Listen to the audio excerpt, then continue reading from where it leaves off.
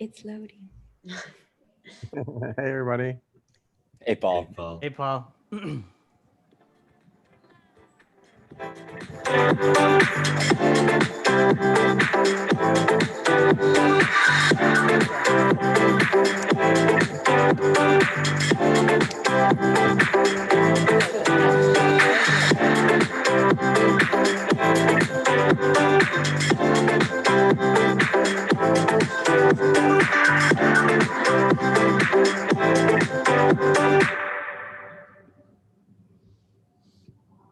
Yay. Awesome. Yeah, that was awesome.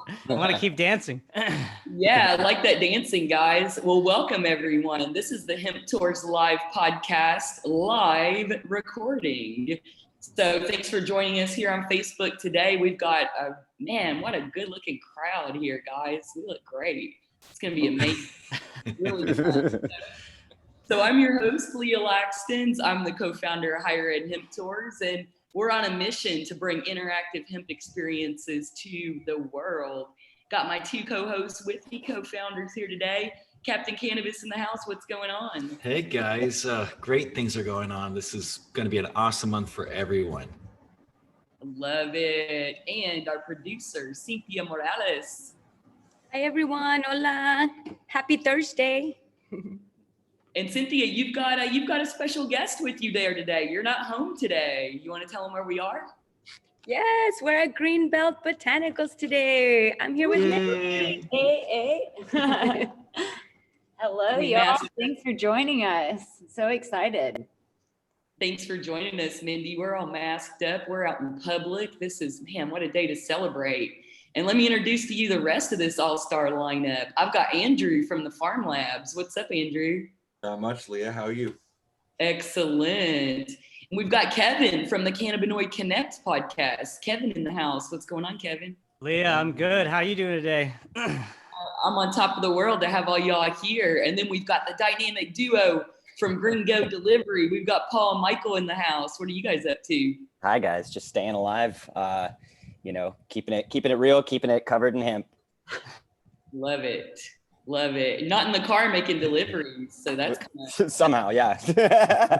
When you're making deliveries, are you singing, ha, ha, ha, ha, staying alive? I will be now. a 2020 theme song for sure. That's exactly right, yeah. I'll let you guys know a little bit about what all these fine people are up to. And then we're going to have a cool conversation about minor cannabinoids. We all heard about CBD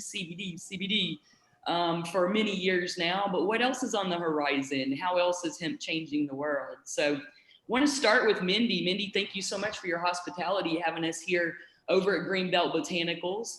So tell us a little bit about how you got into this crazy industry and what Greenbelt's mission is here.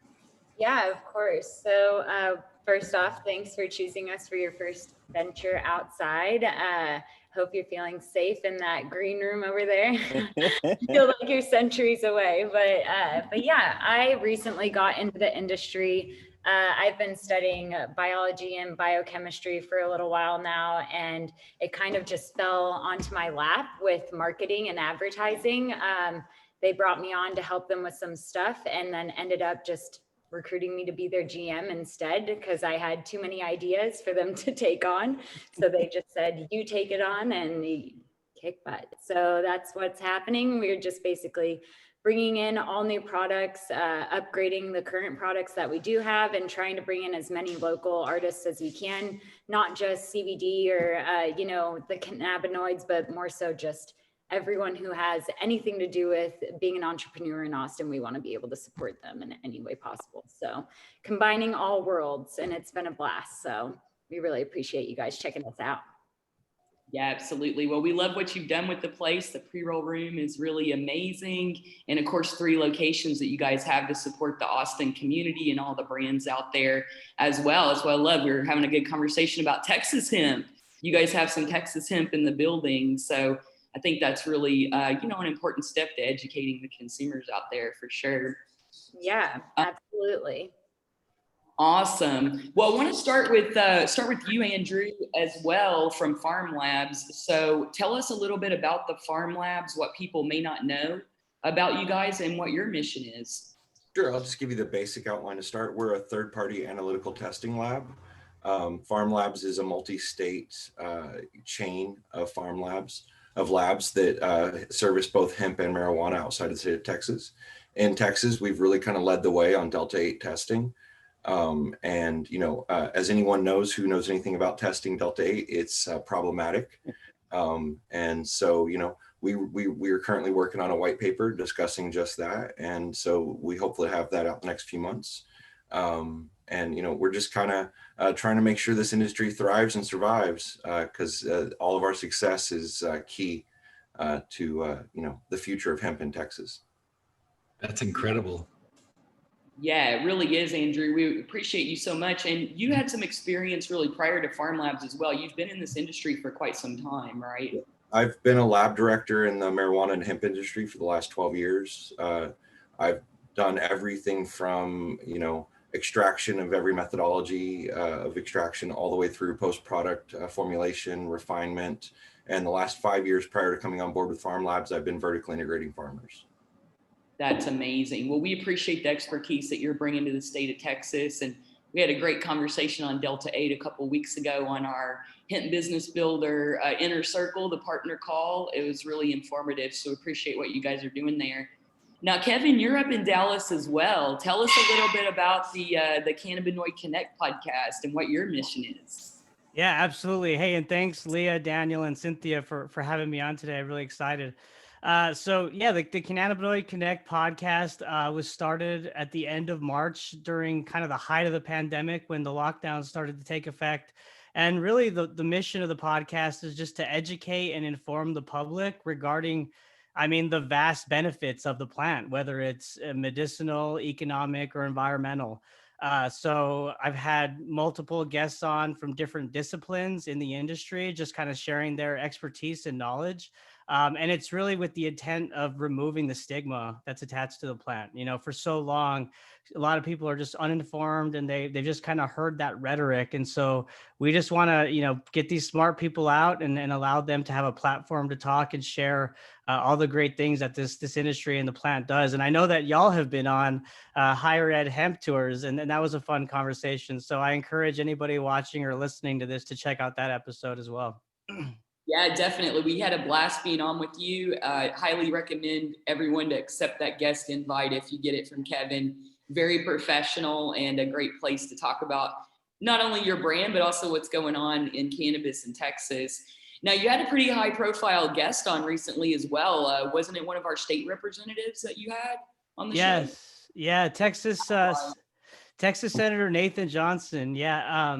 He's a big proponent on the social equity / restorative justice side of cannabis in Texas. And so, we had a great conversation talking about a number of bills that he's presented to the Texas legislature in this session, as well as some of the bills that his constituents have presented as well in terms of, expanding the medical program and other things in Texas. So, the fact that Texas has marijuana in its top 5 topics in the session, this legislature is huge. I think that's a huge win for us. And, all the work that everybody's doing on this call and in the industry is just furthering, that effort. So it's exciting. Yeah, definitely. Some not terrible comments from our Lieutenant Governor Dan Patrick last week. I think, Andrew, you and I were chopping it up on LinkedIn about that. He didn't say no. It's kind of like when you ask your parents, you're like asking the one parent if you can borrow the car. And it's like they didn't say no. So we're rolling with it. I love it. It takes time to change our belief systems. And if we grew up thinking that this was a scary plant, which I grew up that way, and here I am wearing a jacket that I never believed that I'd be wearing, But the thing is gentle persuasion of the truth is what really is helping now. I think all of us have shifted from fighting the fight. We got to fight these people. No, you just got to help them to not be scared, because the plant's not scary at all. Sure, you can get a buzz off of marijuana, but who cares? Everyone else can get a buzz off of different things, and no one demonizes those other buzzes. As long as we're an adult, we should be able to buzz responsibly with alcohol or anything we choose. If it's especially a plant like this that actually helps us to get more and more healthy. Yeah, Absolutely. absolutely. And that's a perfect segue into our next guests, who are the Keep Texas Buzzed experts when it comes to cannabinoids. Michael and Paul from GreenGo. Tell us a little bit about yourselves and what your mission is here in Texas cannabis. Paul, you got it, buddy. So we're a little different than everybody else in hemp in Texas that we've met. We are here strictly to get our consumers high, using cannabinoids that are unknown, more like pretty much anything other than CBD. I mean, we definitely use CBD in conjunction with a lot of other cannabinoids, and I think that we're going to be talking a lot about those today. But things like CBG, CBC, CBN, CBD, and combos of those therein would definitely qualify. And I think our, tons of users that have already ordered would swear that we are not lying, that we can achieve similar or same effects as states that have legalized. Yeah, especially with, every day it seems like the industry is discovering some more cannabinoids and making sure that we're leveraging those and being kind of on the forefront of what's coming out and taking up those opportunities to recognize that there are ways around the government trying to push this plant down right now. People are tired of waiting, and we're done waiting too. Yeah, I love that. I think it's a really interesting strategy that you guys have come up with. And the big thing to me is that you went around the country and really educated yourselves to bring that level of professionalism and knowledge here to Texas. So we love what you guys are doing at GreenGo for sure. Now, talking about these minor cannabinoids, like you just brought up, Michael and Paul, Delta-8, of course, is the latest, greatest thing here. So for those who may not know or understand what Delta-8 is, would one of you guys like to kind of explain exactly what Delta-8 is to the audience? Paul, you go for it, and then I'll talk about its implications. Your turn. Okay, sure. Yeah, so Delta-8 is extremely, obviously a hot topic for everyone. It has given us a way to kind of circumvent the existing laws. Really, the way we like to describe it is that the government, and I'll say this as nicely as possible, was not very knowledgeable about the cannabis plant when they stipulated their directions on how the industry was going to be commanded. And so they regulated us by, I think everyone knows that's listening, by what's called Delta-9 THC. Delta-8 THC is only different by a single bond that's just in a different location. And I'm sure our friends from Greenbelt can with her being everything she majored in, can really get into the details of that and the compound itself. But the result is that you have two compounds that actually turn into and metabolize into the same compound inside our body. And so as a result, we've now got this other compound that's not being regulated that can produce a similar high. And what we're finding out about it is that it also produces a lot less anxiety and paranoia that people do find with Delta-9 THC, especially people that have the classic experience of, I took too much in college and I never went back, or I used to smoke weed, but as weed has kind of done this, or marijuana has kind of done this upward trend in THC with no end in sight, and no one auditing that process of, hey, when's it time to stop? A lot of those people fell off the plant because it started to create those problems. And so Delta-8, it started as just this way around the rules for the hemp industry, but I think it's turning into a compound that's really here to stay. In a way that produces a different effect than Delta-9. And I think there's a lot of people that even when Delta-9 is fully legal here are going to be sticking to Delta-8. So I think it's a really revolutionary compound because of that. Can you guys speak on and to help the audience to know why this is goes around the rules? Because why it's not regulated? Yeah. How is it that we have something that can get you a crazy buzz, but how did this get around the law? Yeah, so that's a great question. And it's kind of funny because when we pitch ourselves to people, the first question they ask when we're walking around Zilker Park is, you're full of it, or how could this be possible? And so, we kind of go through the pitch of the government regulating Delta-9 THC. And really the best way to describe what happened is that the government wasn't aware of Delta-8 THC. And so they regulated Delta-9. They said we have to be at or below 0.3% Delta-9 THC. And so all of us, as we started learning about Delta-8, went, aha, don't worry, we'll stay under that 0.3% Delta-9 and pump up the Delta-8, right? So, and there's other compounds, as we're learning, obviously, that, you know, every day there's other THC compounds that are not regulated. And you're going to see the hemp industry utilizing and taking advantage of those more and more. And there's definitely a few more out there that are going to let us really skirt around the landscape of the laws. We just actually got a sample of THCV in a tincture. And I don't know if you guys have tried THCV or not. No, I haven't tried it, but I had a guest on that talked about it, and you know, of course, we're learning more about this. This is anecdotal data, but they were saying that THCV can kind of serve as a appetite stimulant, to where, like, you know, regulates your or appetite depressant, excuse me, where it regulates your appetite. You don't get that munchy type effect, you know, as you would with Delta-9. Exactly. So if we, go ahead, Paul. I was going to say, yeah, I tested it, and I can tell you, I think I OD'd on it, because my heart started racing and I started getting jitters. Like, that's fairly common. Yeah, exactly. It's fairly common with coffee, right? Except I didn't drink any coffee. I just took 1 milliliter of this 500 milligram tincture, 500 milligrams in a 30 milliliter bottle. So there's a little bit more testing that needs to be done here. And Leah, about 15 milligrams on that dose that gave you that. Yeah. Yeah. And I know this is really your level. That's what I was gonna say too.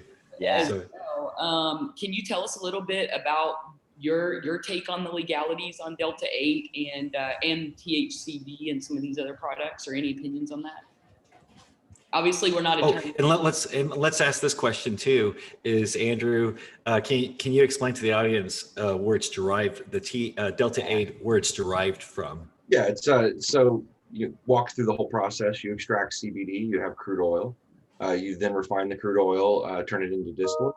Turn the distillate into an isolate. You have 99 ideal % pure CBD isolate. You're then going to use catalysts and run it back through a distillation process and convert it over to Delta-8. In an ideal world, there'll be no Delta-9 in the process. And so, all those lab results that people unfortunately get where it shows Delta-9, that's labs not being able to separate the peaks out in a correct way. And it comes down to, testing protocols. The second thing that comes into effect, and I know this is slightly off topic, but there's somewhere between 5 to 15 different methodologies that people are following to create Delta-8. Some of them, in my opinion, are safe. Some of them are not. And most of them, unfortunately, are not stable. It's not a stable compound because it is a man-altered compound. Some, though, are perfectly stable. And those methodologies are the ones that closely mirror the plant's natural metabolism. And so, we can get into the nitty gritty if you want, but that's a general overview.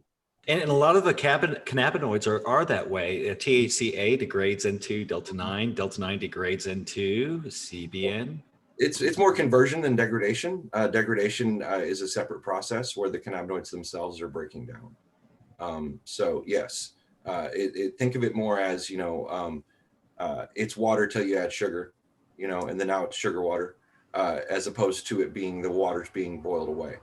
Oh, so good. It's a very oversimplification of the process. I was speaking to Justin Sarif yesterday, and he was telling me that his attorney said, in order for him to be covered under the DEA's interim final rules, that he needed to have a letter from his extraction provider saying that the Delta-8 that they're using is extracted from hemp, not converted. Bulk extraction. Yeah. Yeah. The 2014 farm bills, every farm bill that's been related to hemp has been very clear that all hemp-derived cannabinoids other than Delta-9 are completely legal. So as long as the starting material is CBD isolate and it's converted from CBD, because you can convert Delta-9 into Delta-8 as well. I've done both processes.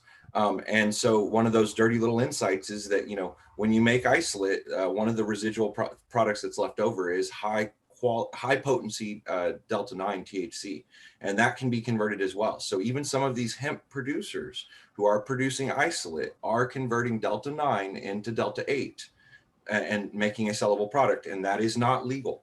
And so there are different chemical processes that are required, and some of the unstable Delta-8 That's where it's coming from, is people who are isolate producers who are taking their waste product that under the DEA regulations they're supposed to be destroying and converting it over into a Delta-8 and then selling it. You know, I can go into great detail about why that's not safe and why that's not appropriate, but you know, it happens. It's a dirty little secret, you know, and we can get into all the different characteristics of Delta-8 that people believe, like that clarity means that it's pure. That's not true at all. Clarity is an indicator of refinement. For you to produce perfectly clear Delta-8, the run times are somewhere between 8 and 12 hours. Most of these producers are pushing through 30 liters a day. They don't have that kind of time. And so they're running very quickly, and they're producing a purple to brown product depending on what residual oxidization and happens. And then they're running it through quote unquote bleaching processes. None of it in fact is bleach, but it's just filtering and refinement. And all of that, the catalysts, the refinement stage, everything carries over into the distillate. And that's, you know, I've seen, you know, Delta-8 peaks on a chromatograph that are perfectly clean, perfectly straight, good separations. Other ones look like, you know, fuzzy mountain roads. They're barely legible. And I'm fairly certain that we can clearly identify by the peaks what the original starting point was. Whether you started from distillate CBD, whether you started from CBD isolate, or whether you started from a Delta-9 post extraction of the isolate product. And then I've seen the peaks also from a Delta-9 starting point and then moved over to Delta-8. Again, the peaks do look different. There is not a single study that's been done yet, and that's part of what we're doing at Farm Labs that will help for labs to clearly identify those peaks. And also we're trying to start to create a list of the residual catalysts and the refinement products so those can go on to C of A's as well, because I think that's the next phase of Delta-8 testing, is for safety purposes. A lot of labs have no idea that the catalysts are being carried over in the process, that the refinement products are being carried over in the process. So they're not even being tested for. So we have products on the market that are being labeled as safe, and they may or may not be. You know, I'm not making any definitive statements. I'm saying that this is a novel cannabinoid. It is not really abundant in nature in any way whatsoever. And it's, there's a lot of, we'll say, sketch surrounding it, and everybody needs to be wary and needs to pay attention and stay off of Reddit and future 4200. Just stay off of there. It's a good idea. Man, that's some amazing insights for sure. I think that's what the concern is here. We love Delta-8 for consumers, but at the end of the day, we see, just like CBD Gold Rush back in 2016, 2017, that this is something brand new, a new process. And there are players out there that are not experienced, not necessarily that they're bad, they just do not have the experience to properly manufacture and process these products. We got a question from Facebook here on if we can recommend a trusted Delta-8 brand, please. I wonder, who could that be? GreenGo. No. Hey guys, how you doing? I actually, you know, I have a question for Andrew, and yeah, we'll plug in there and say yes. We are very strict about the way we source our D8. It all comes, like Andrew said, from the CBD isolate side. And we are really looking for Delta-9 to be mostly scrubbed out in that sense. And Paul can speak more to that. But Andrew, I actually have a question for you. We're trying to work on THCP. Do you guys have, are you guys working on SOPs, lab SOPs for how to test for THCP? Standards are not available yet. So from the lab side, we have to have ISO certified and approved standards that we referenced when testing. And if standards are not available, we can't test for that. I know what the peaks look like, but I cannot definitively say, yes, in fact, that's what we're looking at. So, you know, CBDP, THCP, those standards are on the hot list that should be coming out soon. But on the, you know, we're probably looking at 6 months minimum. I can pull standards right now, but they're non-certified standards. Sure. So I just can't release, and as an ISO certified lab, I cannot release those C of A's currently. Perfect. That was just my question. So going back to the question, if they want to hit up GreenGo, we're on Instagram and Facebook at GreenGo Delivered. We've traveled the world looking for only the best partners that have the most reliable product, a good supply chain, and are not pulling any shady tactics. And we've vetted our partners thoroughly, and that includes our extraction facilities going all the way down to our testing facilities that we use. So I'm just going to say that. Yeah, And we you triple deliver. lab test everything. That's right. So that's, that hasn't even been mentioned. The big difference here, guys, is that, CBD, great product, everything that comes from it, amazing, but it doesn't really lend itself to an on-demand model. There's a rare, it's pretty rare that someone's banging their fist on the table saying, I need CBD right this second. But when it comes to humans and their vices, whether it be eating, whether it be drinking, whether it be using cannabis, those are things that lend themselves very well to, we want this, we want it now. And that's what GreenGo is about, is we found a way here in Texas to get people those effects they're looking for right now so that they can exit the dark market, they can exit the black market, and have products that they can count on that have full labels on them that are triple lab tested, and they can really feel comfortable about the decisions they're making and they're choosing. And we have a lot of people that have come from legal states that have come here and said we wouldn't have lasted here if GreenGo wasn't here.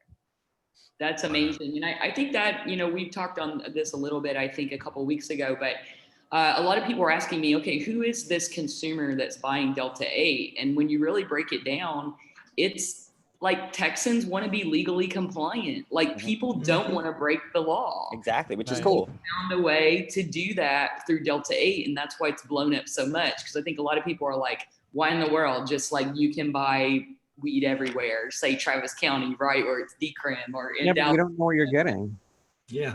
Right. We want to be responsible adults, but I mean, Yeah, it's let like, us it's be. my decision. Let a Right. woman make her, no, I'm just kidding. But- Absolutely. Now, Kevin, I know that you interview a lot of guests on your podcast, a lot of brands. Are you hearing of any other kind of up and coming cannabinoids out there that other brands are into besides Delta-8? There have been a few. I mean, CBG being one, right? The mother of all cannabinoids. From what I've read and what I've heard from guests on the show is that without CBG, we wouldn't have THC and we wouldn't have CBD. So that's pretty powerful. And, some of the efficacy around CBG, and again, this is all anecdotal, information here, but they've said that there's been some studies that have shown that it's helped to reduce cancer cell growth in some capacity. And of course, anti-inflammatory properties and other things as well. So CBG is one, and then CBN is another that people have touched on. And I know that everyone here is familiar, and most listening, and that's really kind of is a sleep aid, right? It kind of is a replacement of a melatonin or something like that. So I've tried those. I do have a question for Andrew though on the Delta-8 side. I mean, everybody's swarming Andrew with questions. Yeah, here, let's do it. It's like real life where nobody really cares about anything. This is but- what I do for a living all day. Well, I had like a lawyer attorney on Rod Kite, and he said exactly what you were saying in terms of that conversion process of CBD isolate versus like converting Delta-9, right? And what I noticed smoking Delta-8 flower as opposed to Delta-9 flower was I really got this like kind of real raspy cough. And is it because they're spraying the flower with the distillate, or If anybody here is selling Delta-8 flower that's sprayed, forgive me. I hate Delta-8 flower. I'm a daily Delta-8 consumer. I smoke an ounce of hemp a week. I'm a huge consumer. Delta-8 flower that's sprayed is either sprayed with solvents or terpenes or a mixture of the two. They never get all of the terpenes off. It either tastes soapy, it either tastes one way or the other. I've tried every methodology of production for it, and I do consulting work as well as working at farm labs. And I advise everybody that I work with, stay away from it. There's other ways to infuse Delta-8 into your cannabinoids. Moon rocks are a great way. Get moon rocks. Just buy moon rocks. Don't buy sprayed flower. Hot flower, it's gross in my opinion. That's just me. No, I totally agree. Yeah. And I mean, I had to like kind of get rid of it. I was just ready. I finally was able to pick up some Delta-9 again, but it wasn't a very good experience. So in your opinion, you would say probably vaping and other formulations are better than the straight flower that's sprayed. We've actually had the opposite experience. So we've played with two different versions of it. Our flower 1.0 was hemp flower. And what we did was we drizzled Delta-8 distillate around the hemp bud. And that was actually a pretty big hit. That wasn't sprayed, it was drizzled. And then it's closer excuse me? It's closer to a moon rock, is what I'm saying. Yeah, Well, our product is a light moon rock that we call Delta-8 flower, yeah. I have a question for you guys on moon rocks. So I got some Delta-8 moon rocks, and Cynthia and I, we're the pros over here supposedly, and we were both like, what do we do with this? Like, how do you smoke a moon rock? What's the best way? So go ahead. Yes, please tell me. I want. yeah, I was so classically, I treat it a little bit like old school hash. So I'll kind of cut off a piece of it. And there's, different ways to do it, whether you're just smoking it by itself, and Andrew might have some other methods as well. But I usually like to sandwich something like that between some flour.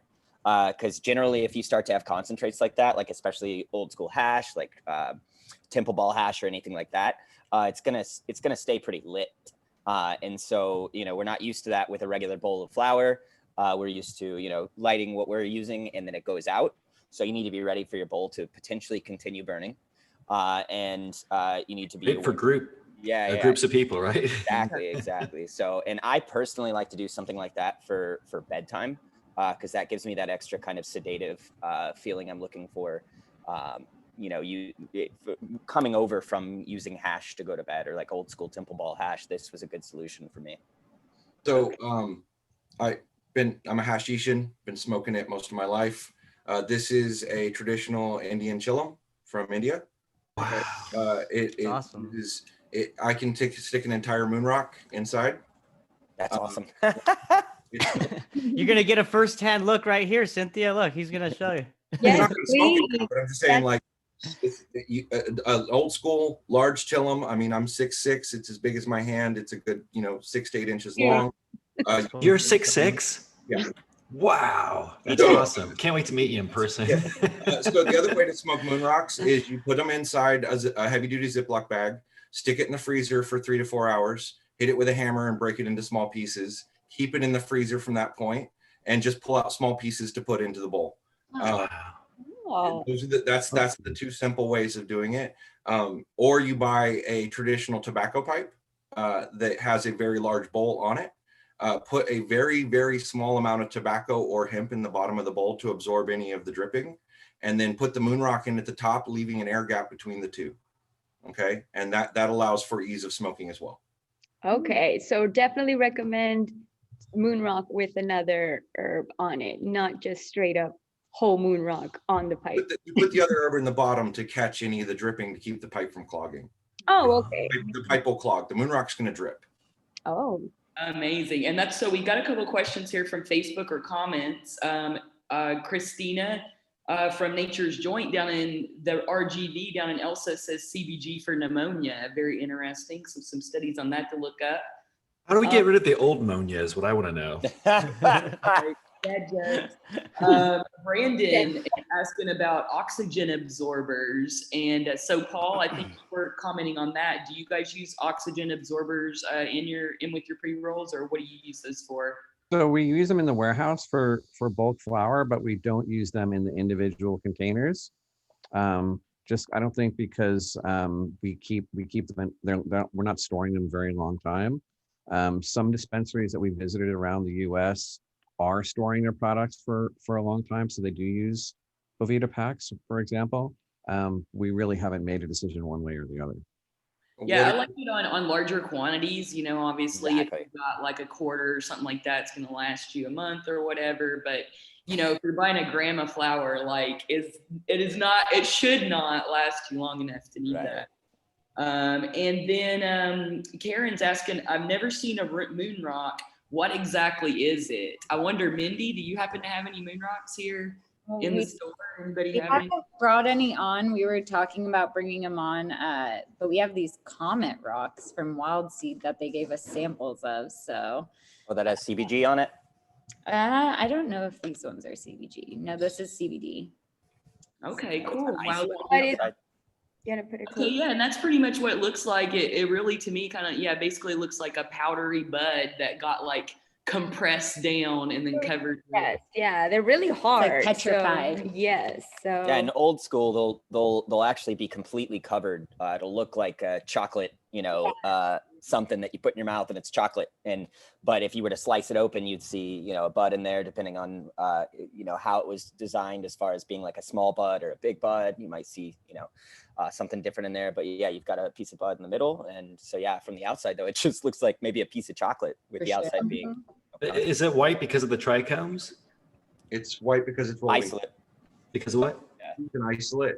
Yeah. Oh, So the full gotcha. production process would be you have flour.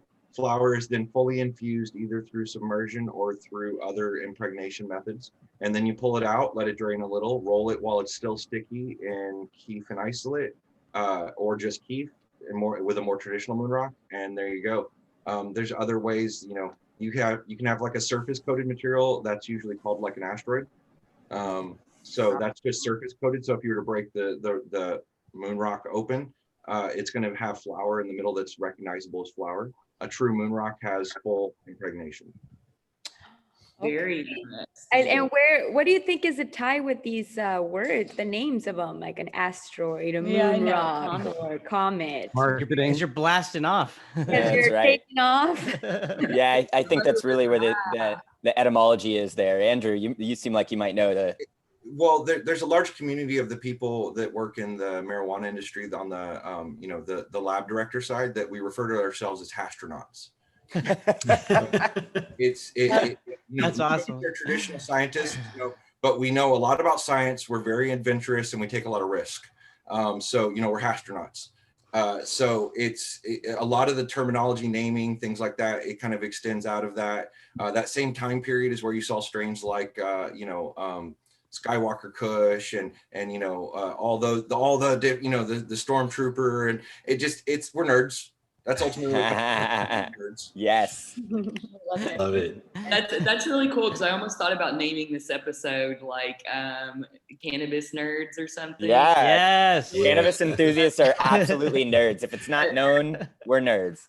As I thought of before you guys, I was like, oh yeah. And then Captain Cannabis, this crew, this is like totally. Oh, this is my dream, guys. You guys are my dream. This is my dream of having all you guys on the show. Yes. And can I ask a real quick chemical question for Andrew too?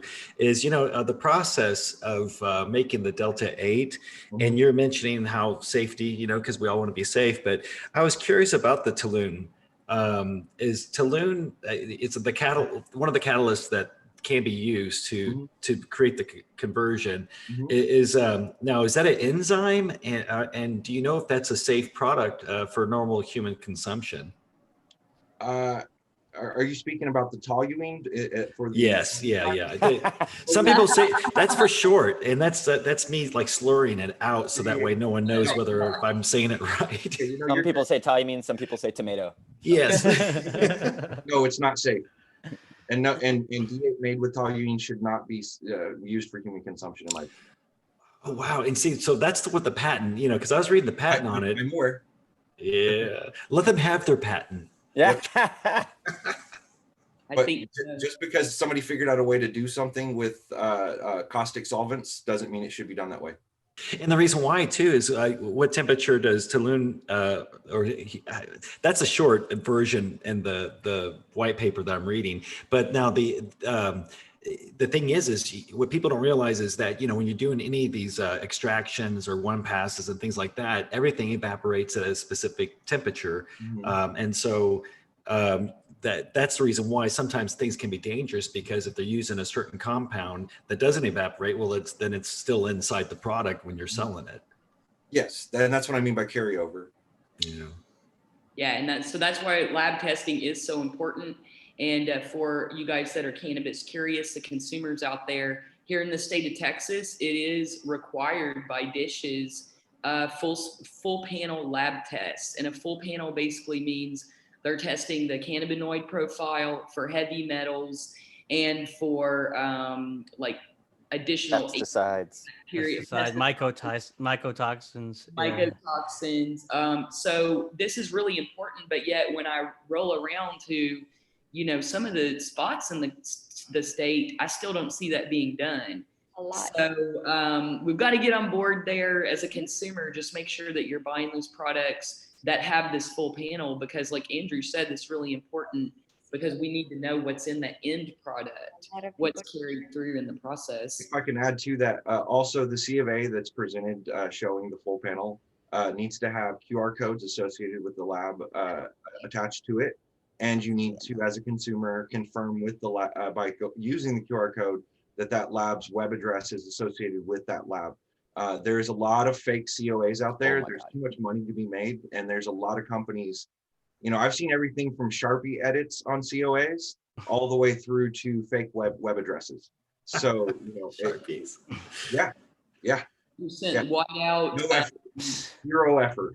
People are even selling their COAs, you guys. Yep. It's Oh, we've yeah. come across that Yeah. before, too. Yeah, Yeah. we've seen the same COA get sent to us from people all over the U.S. and we caught the same COA. And there's, you know, we won't name any names, but there's specific groups out there that are doing this all over the place. But And the dates on the COA. Those- Right. yeah, There- absolutely. Some of those, they're COAs from 2017, 2018. We're like, Wow. Yeah.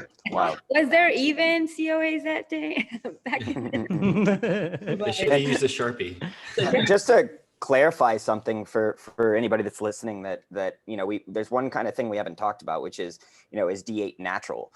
Because, you know, everything we're talking about is making it sound like we are man making it, and it doesn't exist in a natural form, and that's not true. It's just that it doesn't exist in enough quantity to make it economically viable for us to extract it, unless we're doing some sort of mass extraction and it's a byproduct that we can take and use. So that's why the industry is having to use these conversion process. Same thing with CBN right now. Mm-hmm. The vast majority of CBN isolate you buy is not CBN derived from the plant. Mhm. It's CBD isolate that's been converted. Minor cannabinoids. Very interesting. So this is the rise of the minor cannabinoids, maybe, as we see the CBD getting turned into all of them. I think what other proof do you need that they're on the rise and they're here to stay? Yeah, Absolutely. my impression is that we looked at the plant from really far away, and as we get closer and closer, we see the big pieces first, right? And that's why we've been so aware of these other products. And as we zoom in, and as we're allowed to start researching these products more, and not demonizing and starting to actually do our real research, we're being able to see the smaller and smaller compounds. And people like Andrew are helping us identify what those are and learn how to test for them. So, Hey, Michael, I have a question for you. You brought up THCP. That's new to me. What is that? yeah, maybe we won't get too much into that today, but that's why we were talking to Andrew about Ancient you know, Chinese secret.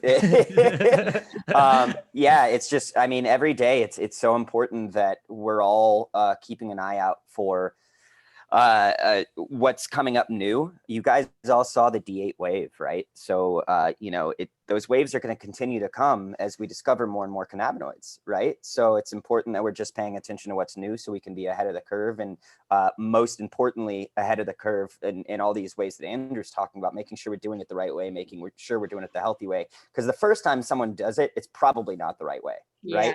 We need to keep moving. We need to keep researching. We need to keep doing. And making sure that we're doing right by the people, especially since this is such an unregulated industry.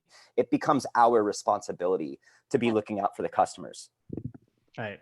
Yeah. And plus, And oh, keep go ahead. keep in mind too that most customers don't know what every other letter acronym stands for. So, you know, even though the market, we might think it's like, yes, you know, D8 and everything, we got to go back to basics, and most of the consumers are still there. So they're very eager to learn. But, you know, if they're new to everything, putting them in that wrong product from the beginning really puts them off. So making sure that, you know, the product that we're even allowing them to sample is good. And then also showing them like, hey, look at all these other things that go along. Because it's not just CBD or Delta-8. And we're all learning together, right? The best thing we can do is support each other in that effort, and continue to prop up, you know, people like Andrew who are telling people, you know, this is safe, this is not safe. Instead of, you know, every time we choose a lab that is doing things like improper testing or giving out COAs that you know are getting shared around or anything like that, we're voting for a bad process. Right. We're voting for bad circumstances for our customers. So we need to make sure we're choosing wisely. And it's only hurting the industry, right? Because in doing that and allowing for these low quality or even snake oil type products, you're basically producing detractors in the industry. Consumers Exactly. that are trying the product and saying this CBD doesn't work. I've tried that once. I'm done, right? So ultimately, Are you you're talking hurting about the everybody. MLM? anyone participating in that activity is hurting us, and they need to get out, because eventually regulation is going to come, and it's better to be on board now so that you're doing all the right things, in anticipation for that regulation coming. It's not a matter of if, it's a matter of when. Yeah. If I And can don't do it just for the regulations, do it for the people you're selling your products to. Right. If I can add something to this conversation about that real quick, the thing that the CBD market, the hemp dispensaries, the storefronts are missing are the bud tenders or sommeliers that we have in the marijuana industry. They're the point of education, okay, and that's completely missing. And the point of sale is where education has to happen. We're not going to get to the majority of the populace on this kind of format.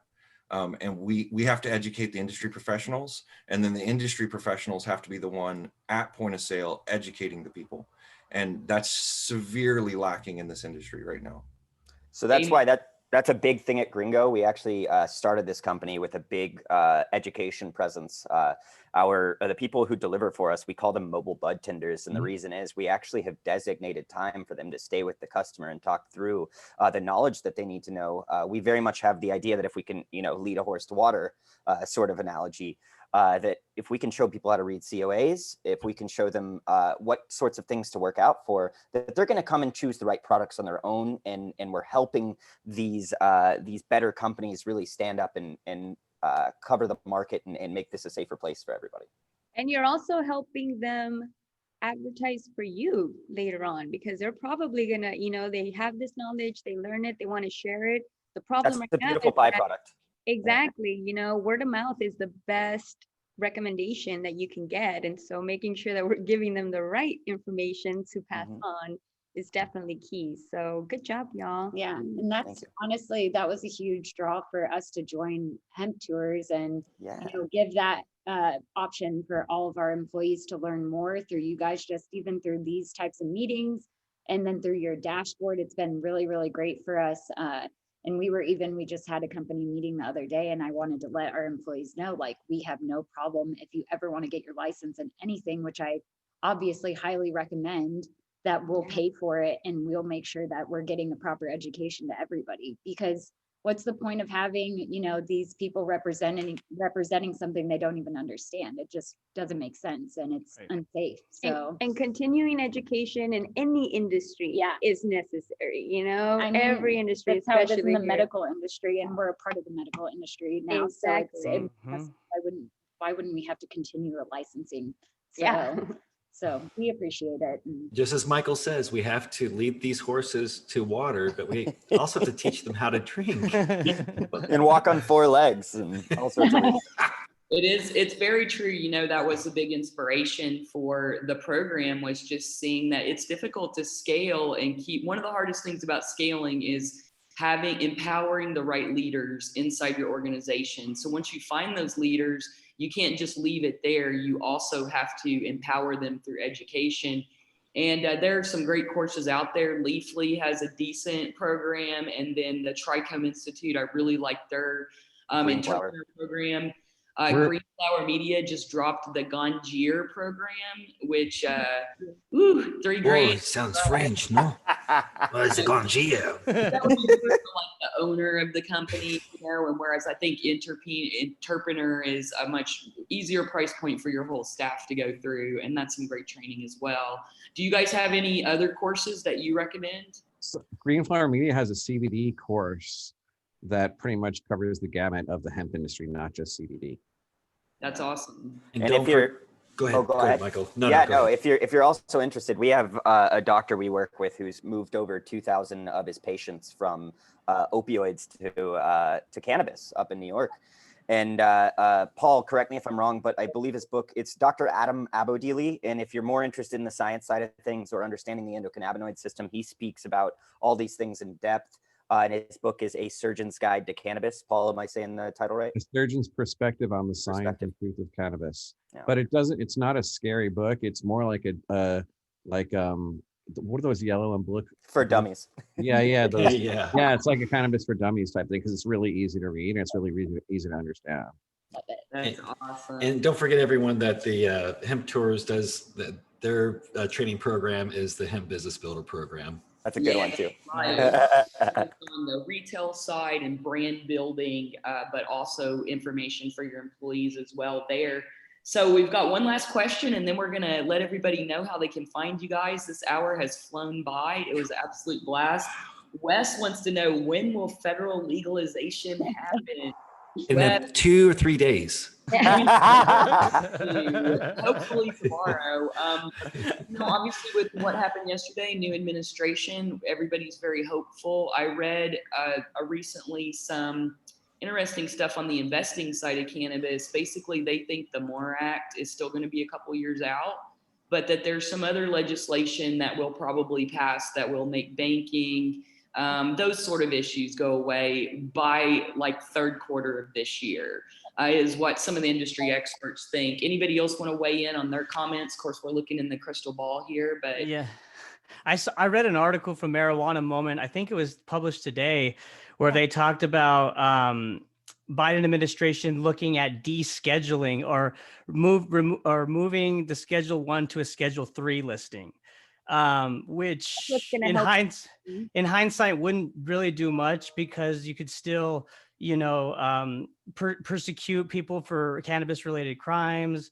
And then also it would limit the research that could be done, in terms of the plant, because it's federally regulated. So in my view, it's got to be all or nothing to really kind of move the industry forward in terms of education and learning more about the efficacy of these cannabinoids. But, time will tell. And on that front, even if we get federal legalization, each state will still have the ability to make their own laws. We have a medical marijuana program here in the state of Texas, as sad as it might be. So we need to work on expanding that, because it's very likely that if something like the MORE Act passed even this year, that nothing would really change for us. And I know the state wants to push decrim. The reason we're against, I don't want to say we're against decrim, because obviously any progress is welcome, but decrim essentially still allows law enforcement to use cannabis to arbitrarily hold people that they find to not meet their standard, or that they're a person of interest, because the smell of cannabis is like the number one way law enforcement, pulls people over and searches their car, because that's, due cause in their eyes. So when you decrim something, you're just making it where they can profile a certain group of people that they dislike or that they're scared of. And we don't believe that that's the way forward in this industry. Something else just to think about, a lot of Texans never consider this. We're an oil state, right? So hemp stands Cannabis to a oil, lot. Right? Oh, sorry. The other right? oil. Yeah, we're turning into that. So, but hemp stands to potentially derail a lot of that. So there's a lot here that wants to fight that happening here, because it really does stand to interrupt some things. Old systems want to stay, and so those are the sorts of things we have to figure out how we're going to move past to let in the new. And there's a lot more big money in oil than there is in cannabis, unfortunately. Exactly. Presently. Yeah. Michael, I completely agree. I mean, part of the reason why I think that prohibition started in the back in the 1930s is because the plant was a threat to so many industries, outside of just the medicinal side. But, you talked about it. Biofuel can be produced from hemp, hempcrete. You can build houses and cars from this plant. So there's virtually no waste.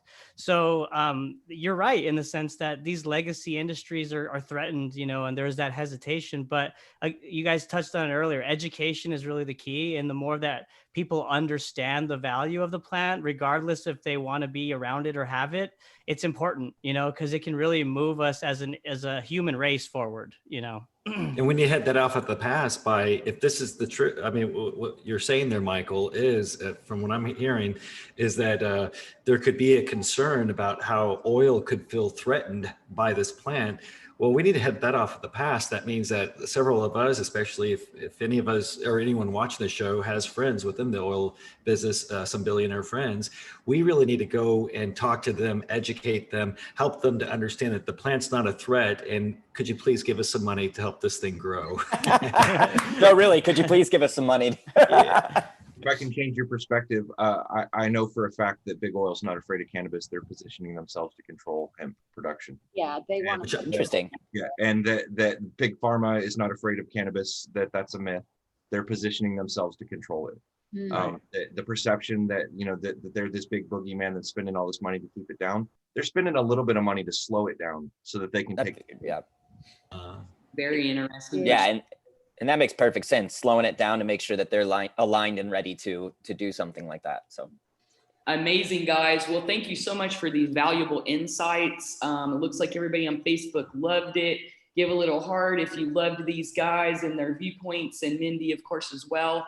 And we want to let them know how to get a hold of you guys. So Mindy, how can they find Greenbelt Botanicals? Yeah, we're very easy to find. So we're down in South Austin. We're off of Bee Caves. We're off of South Lamar next to Alamo Draft House. And we're also down south in Westgate, across from Westgate Lanes. Really easy to find, all different hours to kind of help everybody out. Everyone has different schedules. We also do online orders, same day shipping, and also same day delivery. So it's all good, all gravy. Awesome. And it's fun to go into your shop and sit down. You guys can smoke inside. Yeah, or at least we do. But yeah, That's nice. Awesome. yeah, we pump out the smoke like McDonald's does. So it's very Yeah. And if you want to enjoy an awesome experience and feel like you're back to normal, yeah, everyone should go to Greenbelt. right on. Thank you. Yeah, we Yes. appreciate y'all. Great co-working space too. I Yeah. love. I don't Bring know your if laptop. you see, but look at the details of everything. Look at their so little, cool. Oh, Oh, wow. man. Yes, Let's do mushrooms. this. Awesome. all of It's it. so cute. All of it. So I love it. And Andrew, how can they get a hold of you and the Farm Labs? Easiest way is to call the phone number you see at the top of the page there, which is 214-903-4405.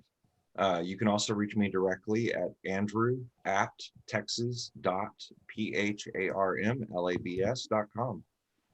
Awesome. We appreciate everything. Are that way. THC. We appreciate everything. Oh, got a little replay there. Love it. Got to get those views up. And Kevin, how can they get a hold of you? Yes, thank you. So website is cannabinoid-connect.com. I'm streaming everywhere, Spotify, Apple Podcasts, Google Podcasts, Pandora, iHeartRadio. Nice pick. Nice watch. Yeah, man. Thank you. Just need to search in the box there. You'll find it. And we're also on YouTube and on social media. So appreciate following and subscribing. We've recorded over 100 episodes and more to come soon. So Was that you clean shaven? at one time. Oh no, not in this. This is the senator here. No. I look about 10 to 12 years younger without a beard. So. Me too. I I'm with love you. that, Kevin. Wow, over 100 episodes in just a year. That is Wow. awesome. It's incredible. Incredible. Thank you. Hey guys, I got a jet for a Zoom meeting, but Michael's going to wrap up for us. Okay. All right, Okay. Paul. Hey, so good to Bye, see you. guys. Really good seeing you guys. You too. It was always, Thanks it's for good having to me. see you as always. And Michael, tell us where they can find GreenGo. Yeah, so we have a lot of really exciting stuff coming down the pipeline. If you go to our website right now, GreenGo Delivered, that's past tense. So if you're also looking for us on Instagram or Facebook, it's the exact same plug right there, GreenGo Delivered, past tense. Right now, you can just put in your email so we can let you know, what's going on and so on. But we are about to be introducing, we've been working on for about 8 months, knocking out some really, really impressive iOS, Android, and web apps. So this will feel very much like you're ordering with Uber Eats. You'll be all the same features you expect from a Grubhub and an Uber Eats you'll be seeing through our apps. Awesome. And this delivery, the products are available pretty much around the country, but the delivery is Austin area at this Correct. It is Austin proper. So right now we offer on-demand delivery in Austin, Texas. We will be expanding outside of Austin pretty soon into other major cities in Texas. But yes, the goal is under an hour delivery. Usually what it looks like is closer to 10 or 15 minutes just because of the way we built our model. Yeah. Very cool. Well, thank you all for joining us today. Thanks everybody for tuning in. Remember, and don't forget everybody too. I was going to say, sorry, Leah, but don't forget everybody too, to also for Hemp Tours, go to YouTube and subscribe there. And that way you can also catch up on YouTube, but don't forget to subscribe to Hemp You can Tours. find us on all the platforms, of course, and you can subscribe on the podcast platform. We appreciate you guys tuning in. Please come back next Thursday at 1 p.m. and hang out with us and all our amazing guests. Let's do it. Yeah. Thanks for listening, guys. Yeah, thank you so much for having us, guys. Sure.